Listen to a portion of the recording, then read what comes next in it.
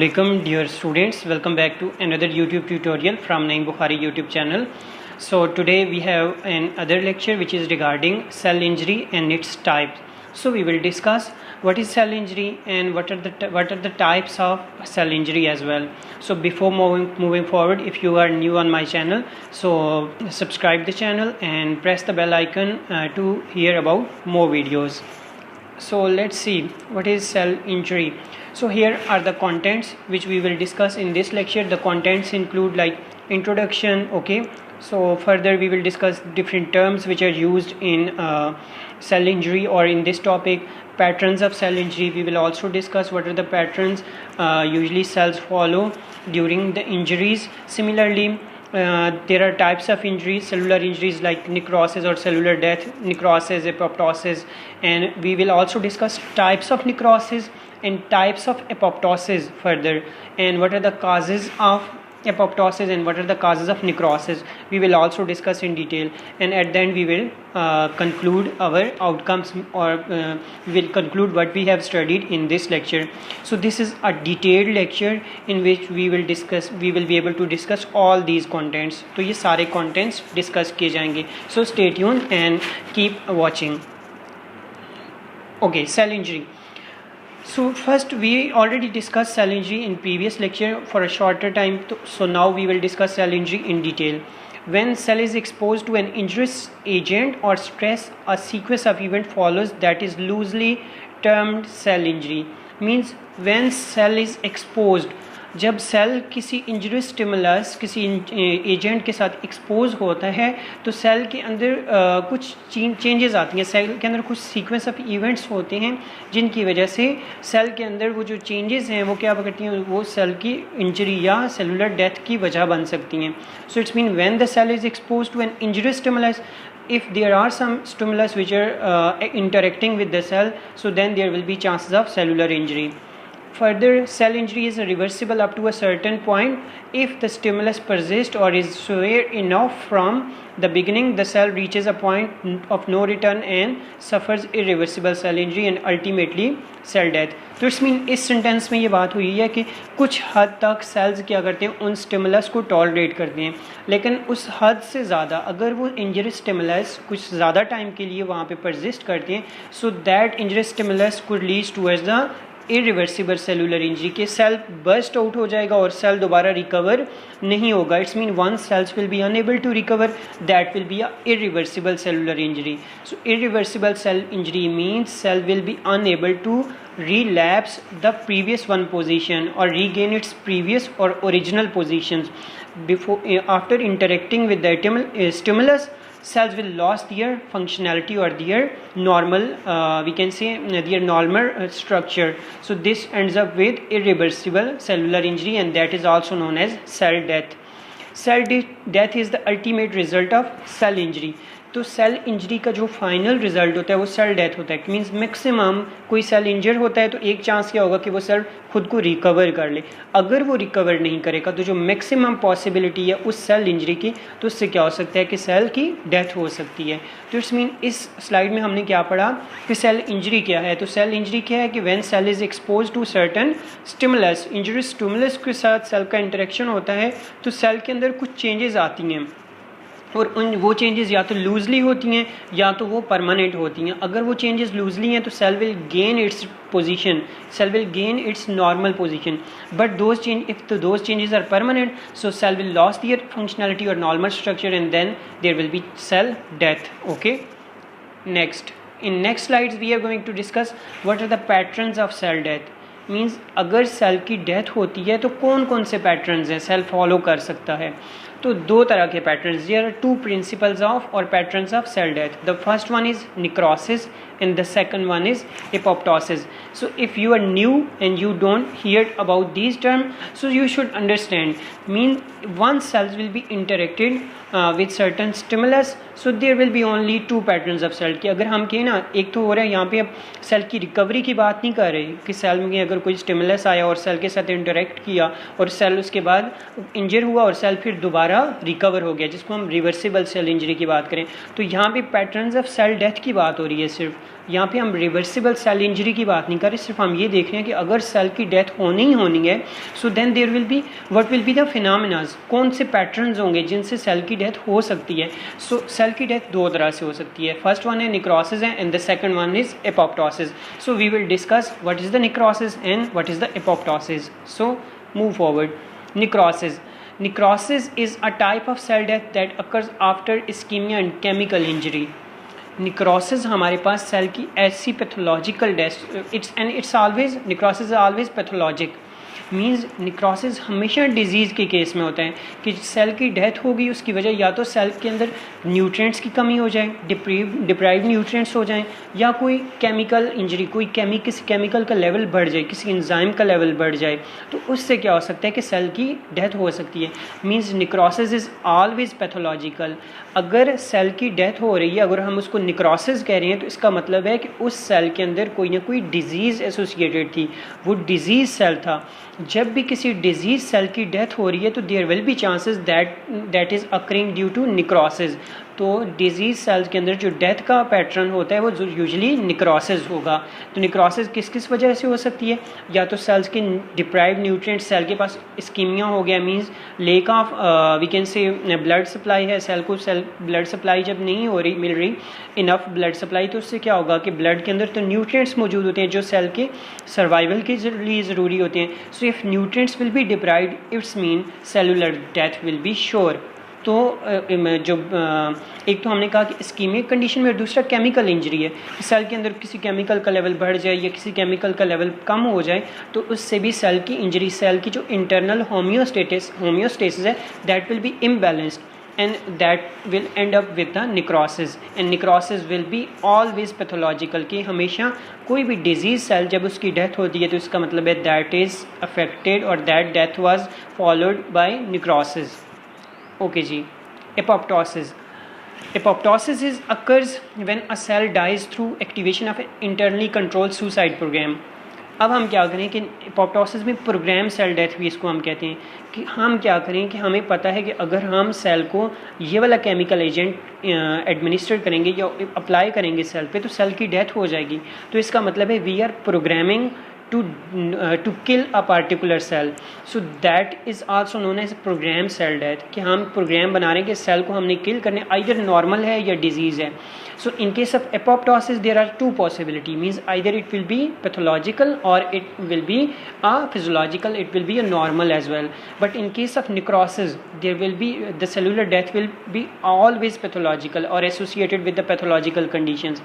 तो निक्रोसिस में हमेशा पैथोलॉजिकल कंडीशंस होंगी, एपोप्टोसिस में दोनों एग्जिस्ट कर सकती हैं, कि वो डिजीज़ सेल है लेकिन वो इतना ज़्यादा डिजीज़ सेल नहीं, इट्स माइनर इफेक्टेड. तो हम उस माइनर इफेक्टेड सेल्स को भी अगर किल करना चाहें तो हम उसके लिए भी प्रोग्राम बना सकते हैं, उसके लिए ड्रग्स एडमिनिस्टर कर सकते हैं, ताकि उस जो हाफ डिजीज़ सेल है या लेस सवियर डिजीज़ सेल है उसको रिमूव किया जाए या किल किया जा सके.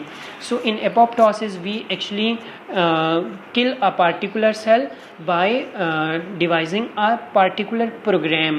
Okay, apoptosis occurs when cell dies through activation of internally controlled suicide program. हम सेल के अंदर जो केमिकल्स हैं हम उनको इस तरह से उनका लेवल कम या ज़्यादा करेंगे ताकि सेल जो है वो सर्वाइव ना कर सके. और जब सर्वाइव सेल के इंटरनल इन्वायरमेंट में कोई इम्बैलेंस होगा तो it's mean cellular death will be sure. Further, apoptosis is designed to eliminate unwanted cell during embryogenesis and in various physiological process and certain pathological conditions. So I already tell you people, पहले भी मैं बता चुका हूँ कि हम लोगों के पास जो एपोप्टोसिस है it will be pathological as well as it will be a physiological, कि हम क्या करें कि सेल के अंदर से कोई कॉन्स्टिट्यूएंट्स अगर हम रिमूव करना चाहते हैं या किसी टिश्यूज़ के अंदर से हम कोई सेल्स रिमूव करना चाहते हैं, so we can follow the process of और we can follow the pattern of cellular death known as apoptosis, just to remove the unwanted cell perfect from the tissues. Or if we will talk about the cellular level, it means we are just removing the unwanted content from the cell, कि cell के अंदर से किसी organelle को remove करना है या इसके अलावा किसी टिश्यू के अंदर से कुछ सेल्स को रिमूव करना है. So there will be two possibilities for the apoptosis. Okay, the next slide. Okay, let me show you. Okay, here causes of cell injury. Now we will discuss कि cell injury की क्या क्या वजह हो सकती हैं जिससे सेल की इंजरी हो सकती है। फर्स्ट है oxygen deprivation, hypoxia. It is a common cause of cell injury and cell death. अब जो हाइपोक्सिया, इसमें क्या होता है कि सेल की डेथ बहुत ज़्यादा वजह होती है हाइपोक्सिया की, कि कहीं पे ऑक्सीजन की सप्लाई प्रॉपर नहीं होती। जब ऑक्सीजन की सप्लाई प्रॉपर नहीं होती तो इसका मतलब है कि oxygen is required for the burning of glucose, कि सेल्स अपनी जो एनर्जी जनरेट करते हैं, जब सेल के अंदर ग्लूकोज मौजूद है तो ऑक्सीजन की मौजूदगी में उस ग्लूकोज की ब्रेक डाउन होती है। जब उस ग्लूकोज की ब्रेक डाउन होगी तो उससे ATP जनरेट होता है और सेल उस ATP को यूटिलाइज करते हैं to perform its normal function. But in case of deprived oxygen, जब ऑक्सीजन कम हो जाएगी तो इसका मतलब है कि there will be no metabolism catabolism of the glucose, और जब ग्लूकोज की कैटाबॉलिज्म नहीं होगी तो it's mean there will be lack of cellular energy, cells के पास एनर्जी डेफिशिएंट हो जाएंगे। Cells will be energy deficient. इसका मतलब है कि सेल के पास वो एनर्जी नहीं है और cell will be unable to survive और to perform its normal physiological functions. Cell अपने वो नॉर्मल फिजियोलॉजिकल फंक्शन परफॉर्म नहीं करेगा। जब सेल नॉर्मल फंक्शन नहीं परफॉर्म करेगा तो इसका मतलब है सेल की डेथ हो जाएगी। ओके, सेल की एक्टिविटी रिस्ट्रिक्ट हो जाती है और फिर सेल की एक्टिविटी रिस्ट्रिक्ट होते होते एक सर्टन लिमिट के बाद सेल की डेथ हो जाती है। So this is another cause of cellular death. So this oxygen deprivation or hypoxia is also a reason for cellular death। hypoxia का मतलब होता है कि ऑक्सीजन की कमी, ठीक है। inadequate oxygenated of the blood due to cardio respiratory failure, कि हम लोग क्या कहें कि अगर कार्डियो रिस्पायरेटरी फेलियर है, कि हम लोगों के पास अगर हार्ट का प्रॉब्लम है तो हार्ट के प्रॉब्लम से भी क्या होगा कि हार्ट का काम होता है कि ब्लड को प्रॉपर पंप करना। कि अगर हम कहें कि ब्लड की ऑक्सीजनेटेड ब्लड अगर कम हो जाएगा तो ऑक्सीजनेटेड ब्लड कम होने की वजह से हमारी बॉडी में जो वेस्ट प्रोडक्ट्स हैं ब्लड में वो ज़्यादा हो जाएंगे और जिसकी वजह से टॉक्सिसिटी क्रिएट हो जाएगी और इससे भी हम लोगों के पास जो सेल इंजरी हो सकती है या सेलुलर डेथ हो सकती है। तो एक और काज है हम लोगों के पास, बी काज है loss of oxygen carrying capacity of the blood as anemia in और कार्बन मोनोऑक्साइड पॉइजनिंग। हम लोग कहें कि अगर ब्लड सेल्स की ऑक्सीजन कैरिंग कैपेसिटी, नॉर्मली हम लोगों के पास कहते हैं कि एक ब्लड सेल है उसकी एक स्पेसिफिक ऑक्सीजन कैरिंग कैपेसिटी होती है। अगर वो specific oxygen carrying capacity blood cells की ख़त्म हो जाए तो हम ये कह सकते हैं कि अगर ऑक्सीजन कैरिंग कैपेसिटी ब्लड की कम होगी तो उसके वो ब्लड टॉक्सिक हो जाएगा और उस ब्लड की वजह से बहुत सारे बॉडी के अंदर जो ब्लड सेल्स हैं वो नॉर्मल नहीं रहेंगे। मिसाल के तौर पे एक एग्जांपल लेते हैं कि अगर हम बात करें कि 100 ml ऑफ ब्लड की बात करें तो 100 ml of blood requires 20.1 ml of oxygen, जो नॉर्मल 100 ml ब्लड की ऑक्सीजन कैरिंग कैपेसिटी है। अगर उसकी 20 ml से कम ऑक्सीजन कैरिंग कैपेसिटी हो जाएगी तो इसका मतलब है at that time there will be toxicity of those blood cells, कि वो ब्लड टॉक्सिक हो जाएगा and it will be result in anemia, क्योंकि फिर वो नए ब्लड सेल्स भी नहीं बनेंगे। और इसके अलावा कार्बन मोनोऑक्साइड पॉइजनिंग, तो कार्बन मोनोऑक्साइड एक्युमुलेट होती जाएगी because due to lack of oxygen. तो वो जो ब्लड है उसके अंदर कार्बन मोनोऑक्साइड एक्युमुलेट हो जाएगी and that blood pH will be also change. तो पीएच जब ब्लड की चेंज होगी तो that will B and up with the death और सेलुलर इंजरी, क्योंकि आपको पता है कि सेल की जो नॉर्मल पीएच होती है हम लोगों के पास यूजली डिपेंड करती है, वो यूजली न्यूट्रल रेंज में होनी चाहिए। या ब्लड की जो नॉर्मल पीएच है वो है 7.35। अगर ब्लड की पीएच 7.35 से चेंज होगी तो इसका मतलब है कि there will be impossible for the blood to carry certain nutrients or to transport those nutrients। और अगर ब्लड की पीएच में कोई इम्पैक्ट पड़ेगा due to accumulation of carbon monoxide then we can say there will be toxicity of the blood at the end. Blood की जो toxicity state है उसकी वजह से सेल की इंजरी हो सकती है, ओके, और cellular death will be sure. Next physiological agents, तो हम लोगों ने फर्स्ट जो पढ़ी cause of the cellular injury cause वो थी ऑक्सीजन डिप्रीवेशन। जो फिजिकल एजेंट्स, तो फिजिकल एजेंट्स का भी रोल होता है to cause cellular injury. Those include like mechanical trauma, कि आपको कोई चोट लग जाती है उससे भी आपके सेल्स डैमेज हो जाएंगी, सेल्स की इंजरी हो जाएगी। बर्न्स, स्किन जल जाने की वजह से भी बर्न हो जाएगी, या बॉडी का कोई इंटरनल ऑर्गन अगर जल जाता है तो उससे भी सेल की इंजरी हो सकती है।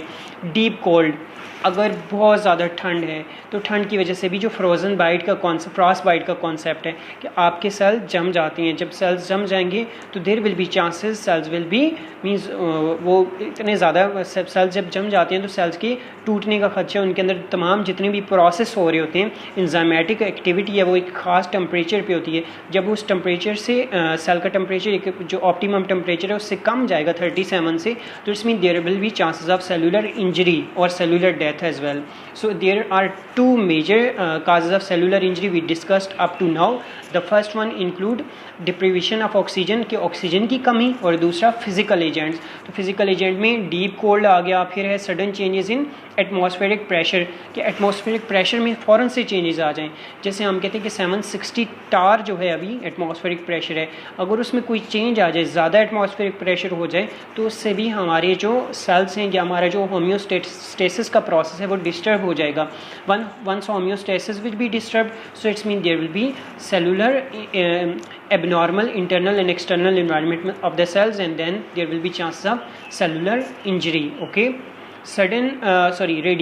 radiations are also responsible for cell injury, because I already discussed this during your physical classes, means how radiations will be penetrating into our cellular components and they will restrict our cellular activity, cell की activity को कम कर देंगी। वहाँ पे reactive oxygen species काज हो जाती है, रॉस जिसे हम कहते हैं।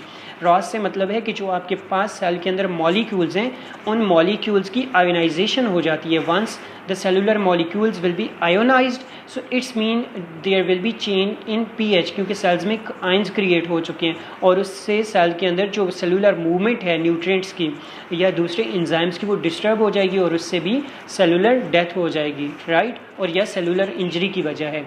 And electric shock is another reason of physiological factor which is associated with the cell injury. की इलेक्ट्रिक शॉक के अंदर भी क्या होता है कि जब करंट फ़ौरन से पास होता है तो करंट क्या करता है कि जो ब्लड है आपका, ब्लड के अंदर क्लॉटिंग कर देता है, ठीक है, या जो ब्लड के अंदर कॉन्स्टिट्यूएंट्स हैं उनकी जो एक्टिविटी होती है उसको डिस्टर्ब कर देता है। बेसिकली क्लॉटिंग ज़्यादातर एसोसिएटेड होती है। क्लॉटिंग की वजह से उस टिश्यू के अंदर फिर सेल्स जब क्लॉट हो चुके थे तो वहाँ पे डिजीज़ इमर्ज, क्योंकि वहाँ पे इन्फेक्शन होने के चांसेस ज़्यादा होते हैं और डिजीज़ हो जाती है। तो इस वजह से हम कहते हैं कि जहाँ पे भी इलेक्ट्रिक करंट लगेगा तो वहाँ पे भी सेल्स की एकोमुलेशन हो जाएगी, और सेल्स की एकोमुलेशन, जब ब्लड सेल्स की एकोमुलेशन हो जाएगी तो ब्लड सेल्स क्या हो जाएंगे, उनकी इंजरी हो जाएगी। Okay, they will be injured and the normal cells of the tissue where electric shock was imposed, या जहाँ पे इलेक्ट्रिक शॉक लगा है तो वहाँ पे टिश्यूज़ भी डैमेज होने की यही वजह होती है। Okay, next causes of cell injury में थर्ड काज जो है वो केमिकल एजेंट्स और drugs. Oxygen in high concentration की, किसी को अगर ज़्यादा ज़रूरत से ऑक्सीजन दी जाए तो हम कह सकते हैं कि हाइपर ऑक्सीजनेशन हो जाएगी, और हाइपर ऑक्सीजनेशन की वजह से भी उस इंडिविजुअल में सेल की जो ऑक्सीजन कैरिंग कैपेसिटी ख़ास लिमिट तक है। जब उससे ज़्यादा ऑक्सीजन का लेवल हो जाएगा तो cells will be unable to carry that oxygen, जिसकी वजह से सेल्स की बर्स्टिंग हो सकती है और there will be chances of cellular injury. Poison such as arsenic, cyanide, mercuric salts के आर्सेनिक, या जो हम लोग का मर्करी है, साइनाइड है, ये वाले केमिकल कॉन्स्टिट्यूएंट्स भी अगर सेल्स में एक्यूमुलेट हो जाएंगे तो ये बेसिकली क्या करते हैं कि सेल्स की जो नॉर्मल एक्टिविटी है उसको डिस्टर्ब कर देते हैं। एक एग्जांपल है कि जैसे हमारे पास फिशेज़ हैं, तो फिशेज़ में जो गिल्स हैं they are responsible for their respiration. अब क्या होता है कि गिल्स में अगर आर्सेनिक या साइनाइड्स वगैरह एक्यूमुलेट हो जाएं तो उनकी जो गिल्स हैं उनकी जो ऑक्सीजन कैरिंग कैपेसिटी है वो कम हो जाती है। जब वो कम होगी तो due to we can say lack of oxygen fishes will be dying. So it's mean chemical agents are also very important, playing very important role in the cellular injury. Cell injury में इनका भी काफ़ी role है। Similarly, environmental and air pollution. Air pollution is also associated with cellular injury, और environmental factors भी बहुत ज़्यादा, temperature हो गया, वाटर हो गया, और इसके अलावा sunlight, these are some of the factors which can cause cellular injury. Insecticides, exactly, insects are also responsible for cell injury, because अगर इंसेक्ट्स आपकी बॉडी के साथ उनका इंटरेक्शन होता है तो it's mean insect will be using your cellular nutrient, तो sales के न्यूट्रिएंट आपके यूज़ करेंगे और जिसकी वजह से आपके सेल्स न्यूट्रिएंट डिप्राइव्ड हो जाएंगे। और आपको पता है कि जब सेल्स न्यूट्रिएंट डिप्राइव्ड होंगे, सेल्स में न्यूट्रिएंट की कमी हो जाएगी, तो उससे क्या हो जाएगा, हम लोगों के पास सेल्स की इंजरी हो जाएगी, क्योंकि वो सेल्स में न्यूट्रिएंट कम हो गए and now cells can not survive without the nutrients.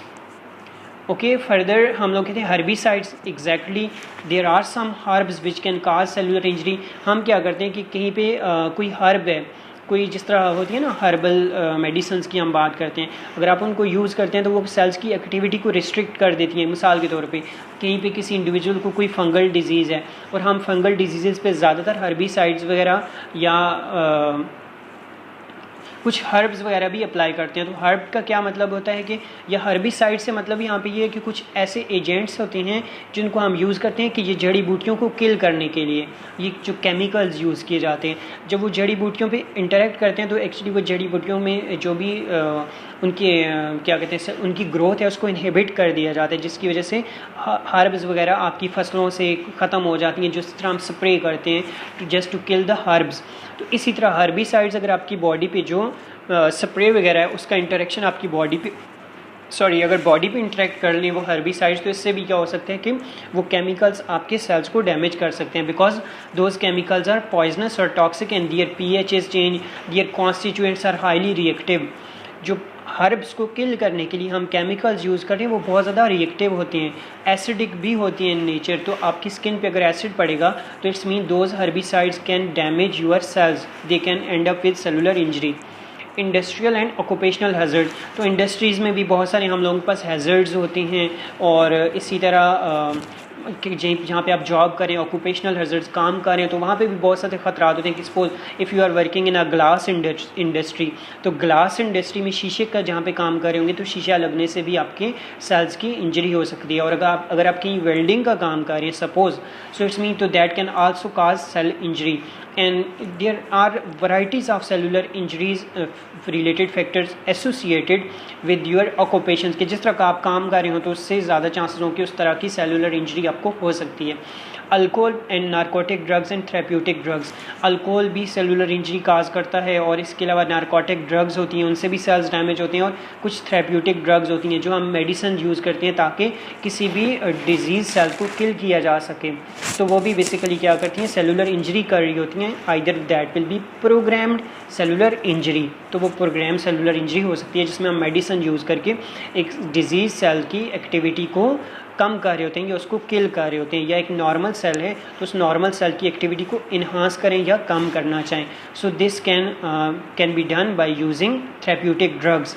So up to now we discussed three major types or causes of cellular injury. The first one cause was deprivation of oxygen, कि यहाँ पे ये वाली यहाँ पे हमने बात की थी कि ये काज है ऑक्सीजन डिप्रिवेशन, एक काज है सेल इंजरी की, फिर दूसरी काज फिजियोलॉजिकल एजेंट्स हैं, और फिर तीसरी काज है जो हम लोगों के पास सेल इंजरी की वो है chemical agents. So there were the three types of cellular, there were three major causes of cellular injury we discussed up to now. Further, infectious agents, the fourth one cause of cellular injury. Infectious agents mean bacteria, fungi and viruses and parasites. These can cause also, these infectious agents can also cause cellular injury. कि अगर bacteria का किसी को infection हो जाता है तो इसका मतलब है कि बैक्टीरिया उस सेल्स की सिंथेटिक मशीनरी पे कंट्रोल हासिल कर लेते हैं, और वहाँ पे बैक्टीरिया उसके न्यूट्रिएंट्स यूज़ करेंगे। जब उस सेल के न्यूट्रिएंट्स यूज़ करेंगे तो इसका मतलब है सेल्स में न्यूट्रिएंट्स कम हो जाएंगे and cell will be deprived of nutrients. Once cells will be deprived of the nutrient then there will be cellular injury. Further, fungus है, fungus also utilizes cellular content, host cellular content, क्योंकि fungus usually dead cells पे भी grow करती है और living cells पे भी। अगर फंगस लिविंग सेल्स पे ग्रो कर रही है तो उसमें उनमें पेनिट्रेट करके माइकोराइजल एसोसिएशन बना लेती है। माइकोराइजल एसोसिएशन की वजह से हम कहते हैं कि फंगस क्या करती है कि उस सेल को डैमेज कर सकती है, उस सेल्स की इंजरी कर सकती है, right. Viruses, you know about viruses can also penetrate into the cells of the host cells में। जिस तरह के दो तरह की रिलेशनशिप है, lysogenic and lytic life cycle of the viruses, जो आपने FSC वगैरह में पढ़ा होगा।